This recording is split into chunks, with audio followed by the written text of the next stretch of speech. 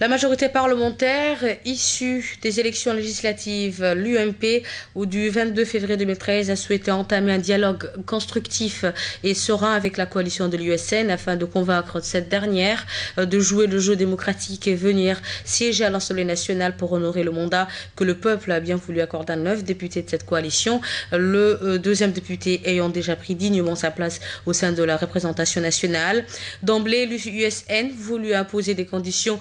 préalable au dialogue politique en exigeant la libération immédiate des détenus de droit commun, en sachant que la procédure judiciaire les concernant n'ayant pas encore abouti, puisqu'il y a toujours un recours pendant les concernant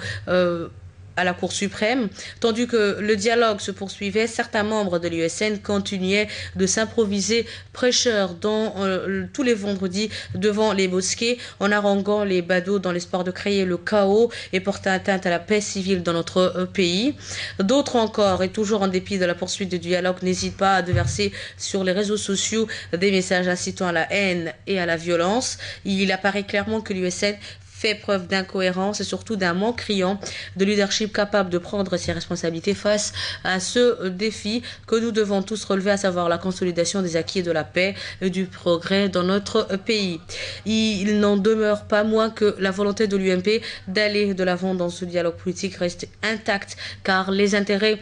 supérieurs de la nation djiboutienne sont et doivent demeurer au-dessus de tout clivage politique partisan.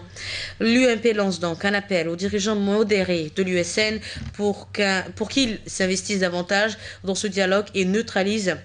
de ce fait ceux qui œuvrent à l'échec de tout le processus engagé depuis plus d'un mois dans ces pourparlers. Autre nouvelle